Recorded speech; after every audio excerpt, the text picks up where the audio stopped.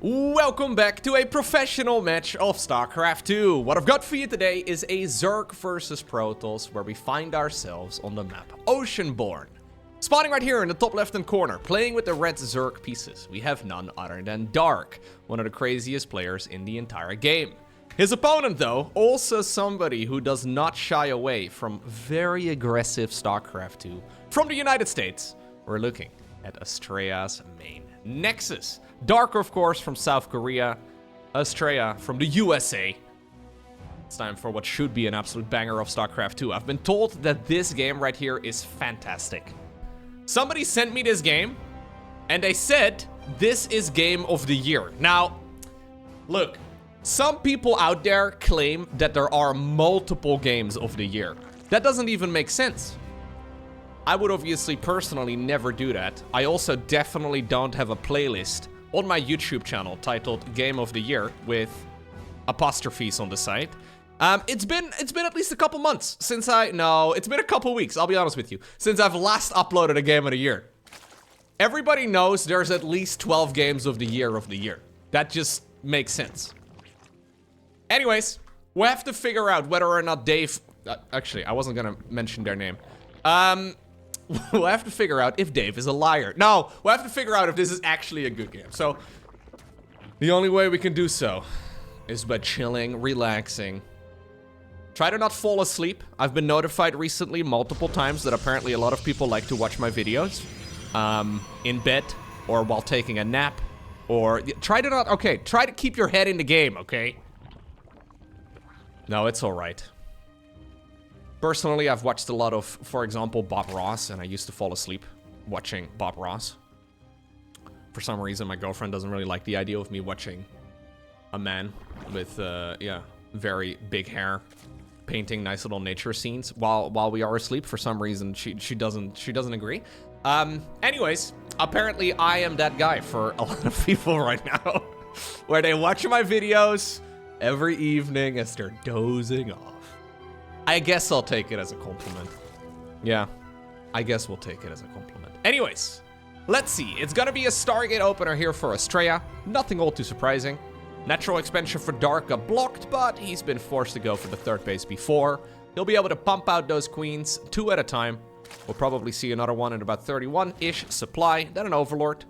And life should be okay, although he's decided to go for the third hatchery. Also, not a bad idea. We'll probably still see a queen here, though, in just a moment, just to continue that defense, which you do need against the oracles. I would imagine that's going to be the weapon of choice here from Astrea in just a moment. Then again, Astrea can be a bit of a memester. Easily the highest ranked player, by the way, from the States these days. It's always interesting to me that, for the longest time now, America's best players are Protoss.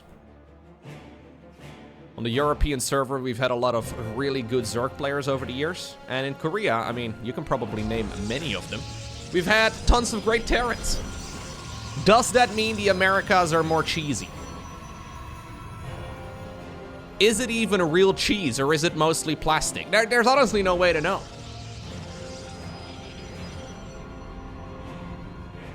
Let's see if the cheese is going to melt, though, as we do have a Void Ray as the very first weapon of choice. Now, I've mentioned this many times before, but I have a bit of a love-hate relationship with the Void Ray first. First off, I think the Void Ray is like the worst unit that Protoss has right now. Okay, maybe there's a unit that's worse, but like Void Rays are certainly up there or down there. However you wanna, these are pretty terrible. But at the same time, they are really good at hiding strategies, because right now, Zerg cannot really get any damage in. Zerg is not going to be able to scout exactly what's happening inside of the main base. He can't really do a roach attack. So, this unit is more or less just denying a bunch of other builds, and what it's trying to do right now is just maximize damage. If there would be a roach push coming across, if there would be a queen march coming across, it would actually be used for, like, unit killing. But this is mostly just to be a jerk. And the follow-up right now could be very normal. It could even be like double Stargate Tempest. It could be many different things. In this particular instance, we've got additional gateways together with glaives. So there is no quick +1, as we do have the Oracle swooping in, getting 2 kills 2 drone kills, that is. So, as rough as the Void Ray can sometimes be, it is ultimately also enabling other units to be a little bit better. It's a servant. Yeah. Okay, well that was really bad, Astrea. I don't know why we did that. I guess he all army hotkeyed the Oracle by accident, but for some reason we just donated one of our units. Victor the Void Ray, though, is still going around. Can we make the beam thick? No. Thick beam is on cooldown. I was gonna make a joke that would probably be inappropriate. But the thick beam will be back again in just a... No, never... Look, I know there were Zerglings on the other side of the map running around and stuff. But that was entirely unnecessary. What do we do now with those adepts? We have a lot of them. I guess, you know what? I guess it's actually better for Astrea to not attack here. Because in a very strange way, Dark has decided to really slow down his own economy by making tons of links. Now, there are a lot of adepts, so you kind of do have to get something done with them. But at this point, Astrea already has an economical advantage. It's a Spire on the back, it is too for Dark. He's gonna go what seems to be Mutaling Bane. Losing the Oracle and then also the Void Ray for free, though, is really quite sloppy. We're gonna get the Adepts surrounded? Oh, no. That was also the suboptimal engagement there. We really should be standing shoulder to shoulder to try and maximize the surface area here. Or I guess minimize it for the Zerglings. The Zerglings are trying to get individual wraparounds on every single one of these Adepts. Still, though, this is a tremendous attack from Astrea. I think it could have been a game-winning one. Why are we committing to this shade? We were in a really lovely position there. Okay, well, as the dust settles, we find ourselves in a game where Dark has got Mutaling Bane coming, but he's only got 46 drones. Astrea, despite a little bit of sloppiness, is finding himself with a massive economical advantage. Plus, he scouted the Spire, so he can actually start producing some Phoenixes here in return against... No, that's not gonna complete, buddy. Maybe on 1. Yeah, okay. Astrea may be half asleep, guys. Some of the decisions are a little bit shaky, to say the least, but he's got an overwhelming advantage right now. Now, the follow-up here from Protoss is into Phoenixes. So, where do we go from here? Dark, he knows that he's been spotted. He doesn't know about the Phoenixes, I don't think. But he is apparently gonna go for the +1 air weapons here regardless. He was saving up a ton of gas for quite a while already, so he currently has about enough gas for 14 mutas. But I don't know if he wants to make them. Now, there is this weird little dilemma. No. Warp something in, please. Warp. Wow. Dark gave him the benefit of the doubt. Are we gonna create a door? Not quite. 4 kills right there on that newly made Oracle. What are we using all the gas for? So we're gonna go Hydra then. So you can tell here that Dark feels like he's lost this game. This is the type of game where Dark feels like it's game over, but he doesn't want to tap out because it's not quite that dire yet. So he's saying, okay, look, I am just gonna hold down the drone button, and I'm gonna try and go up to lurkers here eventually. Just give me about 5 minutes to get to that point. I'm gonna try and just play survival. Like, he's putting all of his eggs in one basket, and you know what? It's sort of worked out so far. Astrea has made a bunch of Phoenixes. They haven't really achieved too much. He's given away a bunch of units for free. That certainly does not help him much either. If we can get up to lurker play, I think this is going to be just fine for Dark, because he's already back up to 70 workers again. But for the longest time there, his army was basically non-existent. Like, there was a very large period here. Well, very large. It's like a minute. Anyways, there was a little bit of time there. A very large bit of time. No, there's a period of time there where Zerg was extremely vulnerable. But I guess with Astrea losing a bunch of his units there for pretty much free, he didn't feel like he could actually commit to that fight. And this may very well be allowing Dark back into this game. Hive is coming up over at the third base, by the way. Lurker then on the back of this too.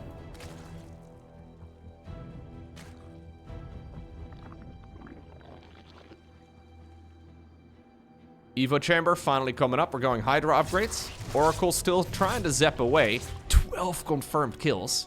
This is an Oracle, by the way, that was made at like minute 6 or so. Relatively late. Astrea is still concerned about the Mutalisk situation. This is Dark we're playing against. And there is certainly a chance where, like, you've made a couple Phoenixes and now Mutas are nullified, but Dark is still saving up gas. So rather than making like 8 of them in total, he's probably gonna make like 30 of them all in one go. Not actually what's happening in this game, but you can see that Astrea is maybe just feeling the mind games a tad. He's building a ton of static defense right now. Man, it's like Astrea didn't realize that he was so far ahead in this game.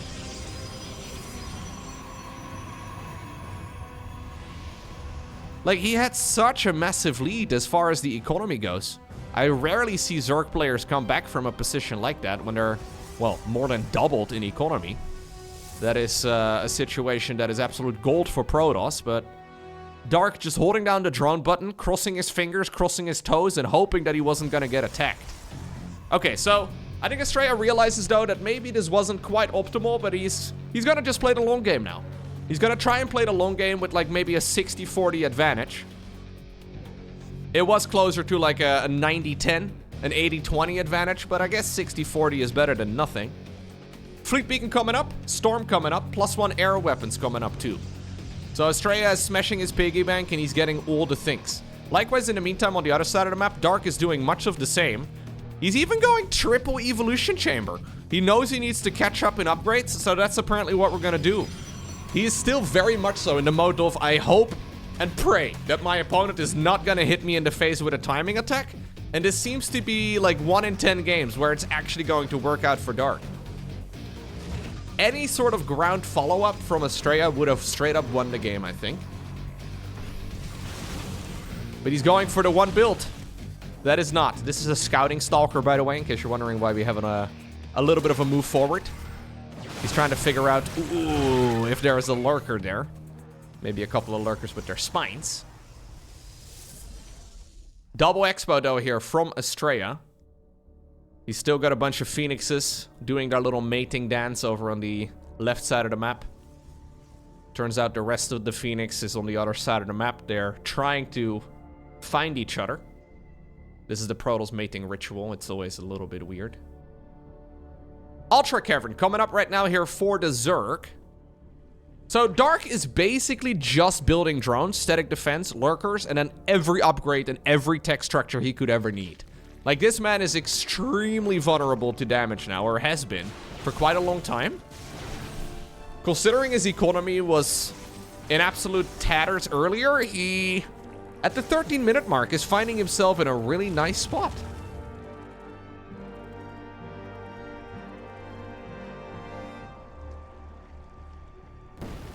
This is gonna allow him to turtle up pretty hard, though. Astrea clearing out some of the creep. Keep in mind that this is not the new multiplayer balance patch yet, the one that is proposed and currently on the PTR. Spore crawlers deal a significant amount more damage. I kind of had to giggle a little bit when we saw the spore crawler buffs. And then also the salvage buffs for Terran. And then with one of the goals of the new multiplayer patch being, right, at the very top of the article, it says, we want to try and reduce turtle and defensive play. This is going to be a hell of a lot stronger in the new patch, because spore crawlers deal substantially more damage. Anyways, something else that's going to be dealing substantially more damage is going to be the mothership. We have a Dark Shrine coming up, additional Stargates coming up, observer speed. We have additional upgrades for the Skytools units. This is like a no rush 15 with a rush in the early game. It's a little bit of a strange no rush rule. But we rushed each other in the first 5 minutes of the game. And then we decided, nah, it's not actually what I wanted to do at all. I was just joking.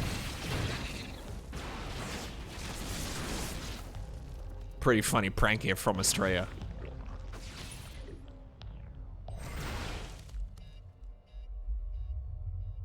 +3 air weapons. +3 air weapons at nearly 15 minutes of in-game time after Dark's economy got destroyed early on is actually nutty. Like, that's really quick. Ultimately, that's the only reason he ever built a Spire, because currently, he doesn't have any flying units that benefit from those upgrades.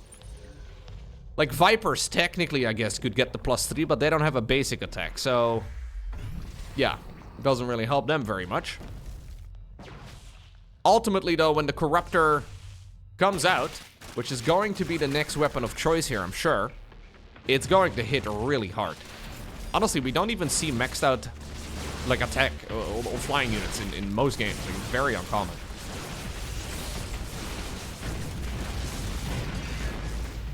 Okay. So, in my point of view, from my point of view, I think Astrea had many opportunities to win the game, but he's decided, no, we are playing Macro Trainer. Normally, you can load up a custom arcade mod for that sort of thing. Astrea is doing it against the world-class Zerg. And it's fine, don't get me wrong, like, it's totally fine. It's just a little dangerous, because Dark, while he's not necessarily known for his late game, I guess, he's a late game monster.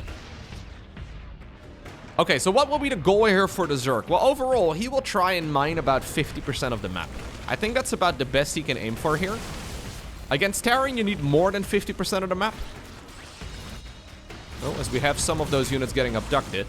Against Protoss, you can trade a lot more cost efficiently. So abductions here, one at a time, is huge. We have the Fleet Beacon upgrades coming up. So the first one right now is Void Ray speed. Now, we don't have any Void Rays. Maybe it's in memory of the previous Void Ray we made. The hero from the early game. And then also the Tempest upgrade. Do we have any Tempest? No. No, we do not.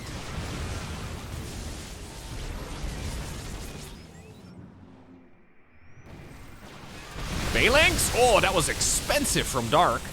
Dark losing those Banelings for just a handful of Stalkers? Not a great play. This is, by the way, one of those moments where the Mothership would be much better in the upcoming patch. Don't know why we activated Cloaking there, but fair enough. I don't think the Zerglings were gonna stand and fight that regardless.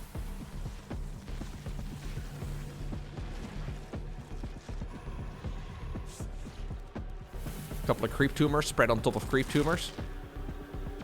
We have 24-ish Creep Tumors on the production tab, kind of a lot.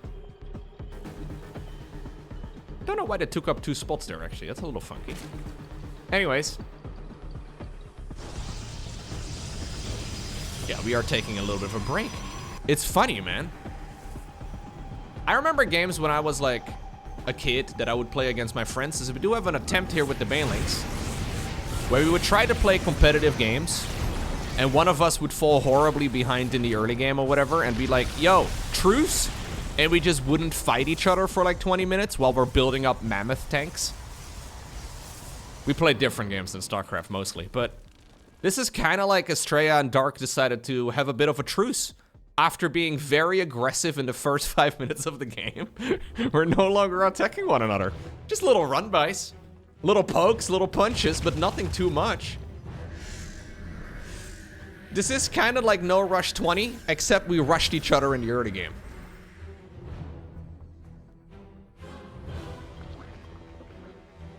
Nidus Network coming up right now for Dark, because that was essentially the only thing he's missing.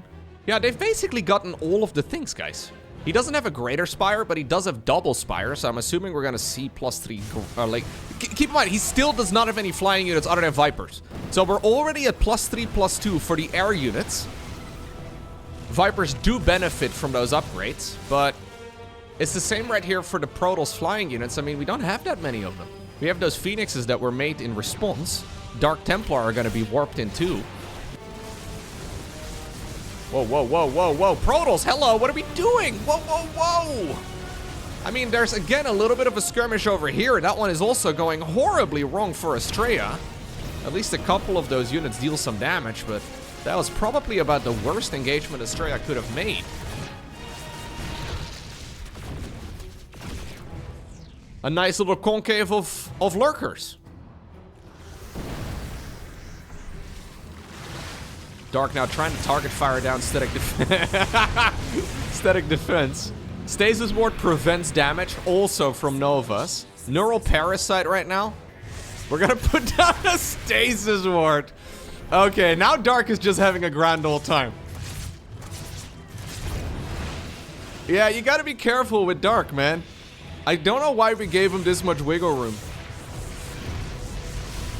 This guy is playing a monstrously complex Zerg late game army, and he still has a little bit of APM to spare.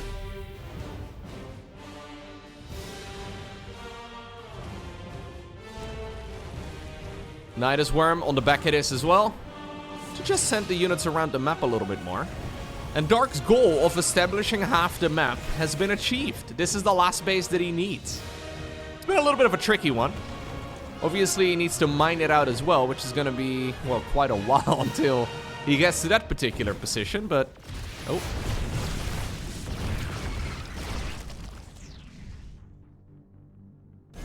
It looks like Astrea is happy to play a full split map. He does not seem to mind. We have a Greater Spire coming up.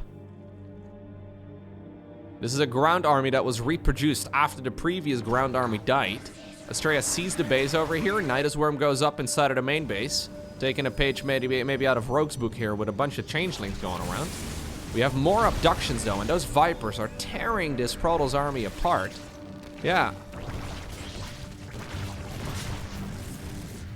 It's very suboptimal positioning here on the units here from Astrea, if I'm being honest with you. I don't want to be mean about it, but if we put our armies down like this, you're just begging to be abducted one at a time. So keep in mind that High Templar outrange Vipers.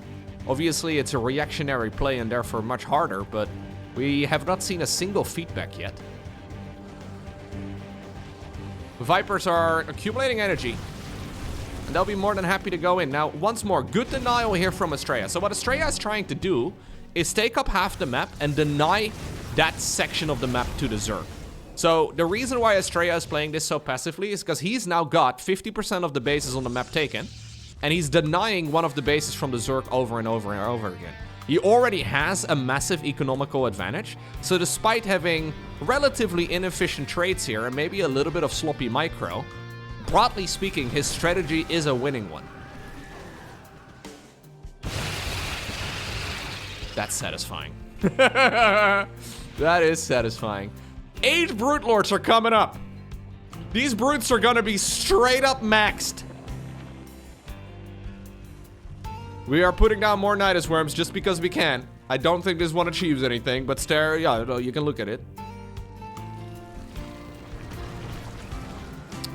That storm was definitely worth it, just for the dopamine alone. Okay. Here come the Brute Lords.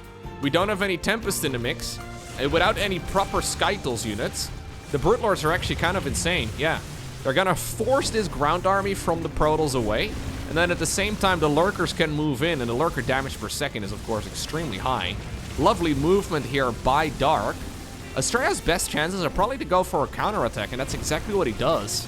This base, though, has been mining for quite a while. I think it's about 50% dried up, maybe a little bit more than that. But Dark has got his eyes set on the main base of the Protoss player. He didn't care so much about that base. I mean, that's a nice bonus. Instead, he's going to be using this right now to, I guess, provide a way back home with those Lurkers. And in the meantime, yeah, he might be able to bring those units back to defend as well. Brute Lords are desperately trying to go through the center. Maybe those Phoenixes can join in the fray. They have not really done anything yet in this game. This is, though, where all of the infrastructure of Protoss is located, and it's a lot of resources here for Protoss caught up inside of this main. The Brute Lords are trying to slowly make their way back. They don't deal a ton of damage, but enough. Hive is going to go down as well. Another Greater Spire is building inside of the main base. Recall, where are we recalling to? Okay, we're recalling, I guess, to... Where did we recall to? Oh, the far left. Okay, fair enough. Yeah, there's only a mothership here to defend. And the mothership is not a detector. So we're gonna continue onwards with some more harassment. If Astrea does not take the base seriously, the Lurkers will continue. Barabombs over here in the meantime in the middle of the map as well. Any flying unit that was part of this Protoss ball has now disappeared, and that means that this is gonna be a prime target for Lurkers and for Brute Lords. A lot of static defense here on the high ground, and it's once more ready to set up shop close to that base. Okay. Ultimately, there are a couple of Tempests now in the air. There's an observer nearby, too. New Corruptors are coming up. As the dust settles, maybe that wasn't the perfect fight for Astrea, but he still has an awful lot of money in the bank. Keep in mind that during all of this expansion here from Zerg has not been remade. Astrea losing that base still means that he has got like 50%, maybe 55% or so of the resources on this map in total. Mispositioning here on the mothership means that it is going to get targeted down pretty much immediately, and it looks like the Tempests are not going to be too far behind. All army hotkey over here as well with these units as they manage to make their way within the lurker range. He does get a nice hit though on some of those infestors, and quite a few of the lurkers have gone down as well. The remade infrastructure is down here on the low ground. Relatively vulnerable again to a Zerg counterattack. Here comes Dark, swoops in once more. Corruptors trying to deal as much damage as possible. Phoenix from the early game to try and counter Mutalisks that never came. Well, they are still hanging out in the middle of the map. Yeah, storms are being dodged for now. Neuroparasite is a very dangerous weapon. We're gonna go for another fleet beacon and additional stargates on the far left of the map. It looks like the main and the natural are mostly dead. There are a couple stargates over here that somehow, some way have survived. A very chaotic game, but that's exactly the type of game that both of these guys enjoy playing. Astrea is being pushed though, all the way towards the bottom left-hand corner of the map. He may have more money in the bank, but he's losing so many units. Yeah, look at this. So at this point, he's actually lost significantly more than the Zerg player has. The resources lost is in favor of the Zerg, which is rarely the case. It works when Zerg does a very good job microing their spellcasters. We see players like Cyril pull it off from time to time, but we haven't really had a ton of spellcaster use. I guess there have been quite a few abductions and a bunch of like neurals maybe, but not a ton. Okay. Protoss though still with a huge bank. We really need to get to spending that money. 9 Void Rays on the production tab together with a mothership. Is this a pro game or a matching gold league? So we do have a bunch of neural parasites going down. Ultimately though, there is enough. Is there enough here as well though for Astrea to hold on against the brutes? Astrea grew up on the North American server. He was molded on the North American server. He knows how to play this type of army better than anybody else out there. Corruptor Hydra coming up, the golden unit composition for Zerg. And while Dark has been dealing a ton of damage, and while he has chipped away at a ton of expansions here from the Protoss player, Protoss is not yet dead. As a matter of fact, Astrea still has more than 13,000 resources in the bank. Most of it is minerals. But this is still not to be underestimated. Dark has spent essentially all of his resources to try and kill the Protoss player, but this is not a Protoss player who's dead. I don't even think he's dying. This base all of a sudden is actually looking like a next line of attack here for Astrea. His main resource limitation right now is gas. These Stargates were ambitious to say the least, so better just get rid of those. Cybercore coming up. This is going to be for double upgrades. Astrea believes that this game is going to go on for a lot longer, and he will be able to restart some of his upgrades. He goes for this expansion once more. I wonder if the one south of the Zerg's natural is actually a better choice. In the meantime, Dark is taking that base that he was desperately trying to kill a long time ago. Maybe only, 30-ish, 40-ish% of the resources remain over here. But there is still a little bit of mining going on. Okay. So we're back to the drawing board. 8 carriers coming up. Ay, ay, ay, ay, ay. We have 10 Void Rays. We're building a gajillion carriers. There's 2 High Templar. There's a mothership somewhere too. Great recovery, honestly, here from Astrea. This was looking like Dark was gonna get away with his, swarmy style. It was looking like all of the bases from Protoss were ready to explode. I mean, this is still a pretty good situation, though, for Dark. He needs a bunch of spellcasters. So he still has infestors. I think what he's lacking is Vipers. A round of Vipers would be great, but keep in mind that his third base was where he built the Hive. And with the Hive gone, he needs to restart all of that back up. Looks like he didn't quite realize that the Hive was gone, so he had to start up a lair again at like minute 29. Couple of Zerglings left over, just trying to kill whatever is available here. In case you're unfamiliar, by the way, you're just now tuning in, Oceanborn is not a map where the players spawn bottom left and top right. If you look at the mini-map, it kind of looks like that right now. This is not, as a matter of fact, the main base of the Zerg. This is not the main base of the Protoss either. This is a scary army, though. Brute Lords and Vipers, or sorry, Brute Lords and Lurkers are fine and all. Oh, fungal, neural, parasitic bombs can be activated too. Do we have any prismatic alignments? Here go the Corruptors trying to see if they can maximize the damage. They have to run away from the Void Rays. Void Rays, though, are doing a good job killing the opponent's Void Rays right now too, because they deal bonus to Armored. No Archons in the mix, not a lot of Storms. Mothership drops down the Time Warp. We have the Cloaking Field being activated, but plenty of Overseers nearby. That's just to cause a little bit of chaos. Hyros on the ground, though, are putting in a lot of supplemental damage, too. There's the Mothership going down again. Whew! Additional Void Rays on the production tab. This is ultimately a game that will be decided by the player who can mine more gas. And as far as gas losses go, the game is pretty much dead even. Astrea has got a much more gas-heavy army, I would imagine. Actually, not yet. He's got a lot of units just about to pop. I guess there's still quite a few Corruptors. Yeah, 21 Corruptors still available up in the air for the Zerg. Dark's weapon of choice, though, now in the late game for anti-air will be the Queen. He's running low on gas. He needs additional Vespene. And yeah, Queens obviously only cost minerals. What just happened here? Oh, somebody was lagging out. Florencio crashed. Maybe you should reinstall the game. Alright, fair enough. Not ideal. Not ideal. Apparently Flo had a little bit of a lag spike. To be fair, most of Florencio's games end at like minute 7, so I guess when there's this many units running around the screen, his computer might not be entirely used to that. Sorry, Florencio. Easiest roast of my life!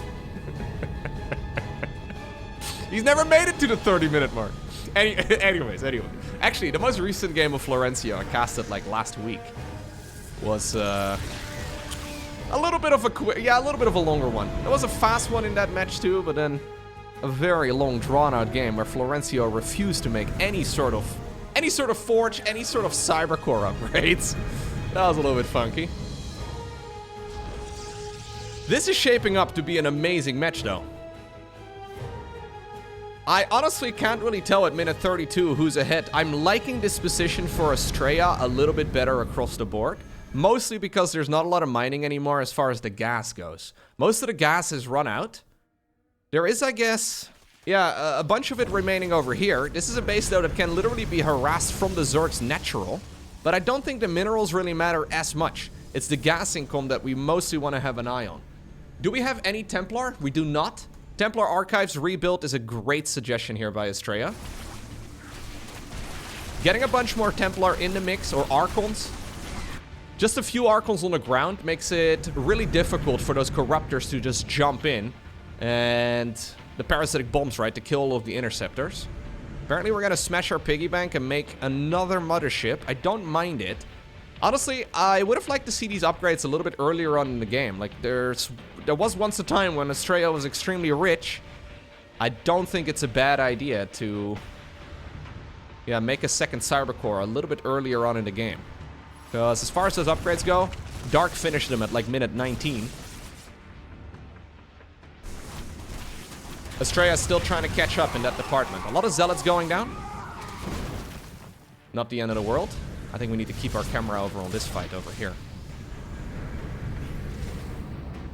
Astrea desperately trying to see if he can get rid of some of the creep over here, or at the very least keep that Zerg player at bay. Oh, hello. Okay. 2 Templar going down. Decent storm, but this is mostly a mineral-based army here for the Zerg. Then again, there's actually not that many minerals remaining anymore either. They're just trading them out with Zealots and Zerglings fighting one another. A couple Lurkers were previously helping out, but I guess they have disappeared. Nobody knows where they went. There's just a group of Void Rays together with an Observer flying around. Corruptors, though, deal a lot of damage. You don't want to underestimate them. There's 26 of them. This is now a fight where those units are not present. We have Microbial Shroud thrown onto Spore Crawlers, Queens, and Hydras. Storms will also land in that same location. Overextension on the Templar once again. Neural Parasite from the left indeed. Corruptors are still on the other side of the map. We gotta bring them home.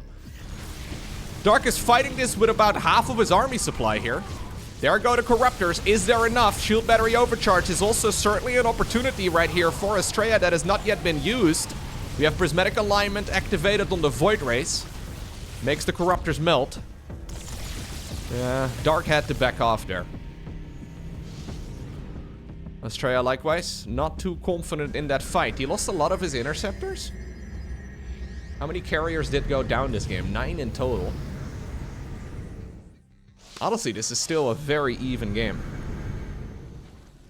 This is now a situation where both players are essentially not mining. How many spines and spores do we have? Okay, 24 spore crawlers, 10 spines. This is not the new patch, but in the upcoming patch, they are set to deal a lot more damage. I don't think I like that change, but anyways, it's gonna reduce turtling somehow in Blizzard's mind. Not sure how, but spines and spores moving to the front. Queens obviously can transfuse these structures too. This is making the pathing on the ground a little bit messy though. Do we have any Vipers in the mix? No more Vipers in the mix. One of the units does get targeted down. Queens get caught in the stasis ward. This is Dark now making a play for this base. He wants to see if he can at the very least deny the mining over here, but potentially even grab some of the resources of his own. Do we have any energy on the Templar? We do. Looks like there's enough for 1 or 2 storms. A lot of Zealots here as well. Wouldn't mind seeing the Zealots going around, but I guess there's not that many bases in the first place. Ooh, there's a lot of units in the Nidus Worm. Oh, Dark has forgotten about the Nidus. There's like 8 or 9 Queens or so inside of the Nidus network. That's a lot. That's a significant chunk of army supply here for the Protoss player, or for the Zerg player rather, that Protoss will not be fighting against. Neurals are on the horizon here if he can get in position. Observer is over here. Dark knows where the Observer is. He sees it, but he needs to be careful. More Tempest coming up. Long-ranged damage dealers. Gas has still been in mind, but here we go. Apparently we're going to try and swoop in. He's targeting down each of those carriers one at a time. Prismatic Alignment still activated right there on those Void Rays, though. A couple of the Archons here. Not quite finding all of the damage that they were looking for, but ultimately Astrea's army seems to be superior. At least when you look at the supply count. This is looking like a decent game for Astrea. But the static defense needs to not be underestimated. Zealots, by the way, have killed that hatchery in the far top right. One of the carriers dangerously exposed. Will stay alive for now. Archon gets a little bit adventurous. Nexus has now disappeared. And that's going to allow the Spore Crawlers to maneuver their way slightly forward. Dark is going to take the hatch. There's still a bit of mining remaining. About 3,000 gas in these assimilators in total. If Dark can mine that out, obviously he will have a much more powerful army than Astrea is able to muster at this point in time. I think those Tempests are absolutely like critical here. He needs something to try and deal damage. Do we have an Oracle? We do have one Oracle. We probably don't want to be within range of the Spore Crawlers, but if we can tag the static defense and then shoot them with the Tempest, maybe Astrea can slowly whittle away at all of those units. Zealots going around again. There's really not much out on the map. Whew. Storm? Good storm. How many Infestors remain? Just 3. This is a decent angle as well, though. Removing the Spine Crawler makes it... or the Spine Crawlers, rather, makes it much easier for those few Archons to get into the right position. I don't think you want to deploy all of your Interceptors here, because we're running out of resources. And keep in mind, Interceptors do cost minerals. One of the carriers gets neuraled, and therefore it will disappear. Interceptors are 15 mineral each. 1-5, so... okay, a couple of the Queens go down. A couple of Spore Crawlers also get sniped. This is starting to look like a A much better game, though, for Astrea in the long run. It's just that he can't really engage this very easily. The spines are gone. How many lurkers do we still have? Just 3 of them. Obviously, we have perfect vision, though. This is very much so a guessing game for Astrea. He doesn't know how much mining there is going on over here. He doesn't know how many infestors there are. Apparently, we're going to try and go around the site. Here's the Nidus network. Still about 7 or 8 queens inside of that. All of those units, by the way, inside of the network die if all of the entrances are gone. So at this point, rest in pieces, it looks like. I don't think we have any more. Zealots have been shielded from the main base by the Protoss army. So he's trying to keep those corruptors at bay, and he's setting up shop here on the low ground. Oh, the Oracle is actually so critical. There's only one Oracle. We're going to recall units away again. Fair enough. Zealots, in the meantime, are getting rid of all of the tech. Dark actually does not have a hive anywhere, right? So if he doesn't have a hive, he can't actually make Vipers. I feel like a few Vipers here in the mix would be an excellent addition. I think Astrea, because of that, gets the job done, though. Here we go. Prismatic Alignment activated once more. We do have a couple of Neural Parasites. The Infestors are taking a lot of damage. Archons are dealing a lot of damage as well to the Protoss army. Spore Crawlers also, don't underestimate them. Most of them are gone at this point in time.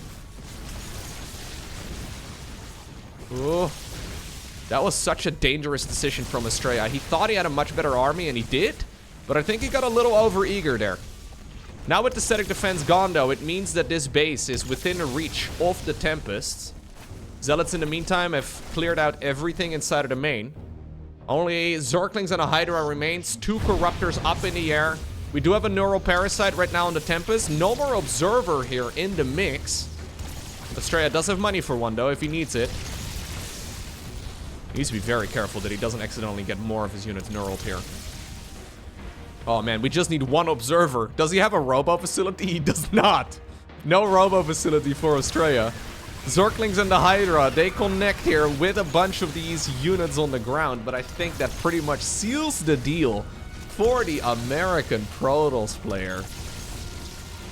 This has got to be one of the most chaotic games of StarCraft 2 that I've seen over the last couple of months.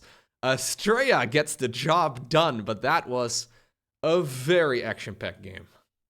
GG.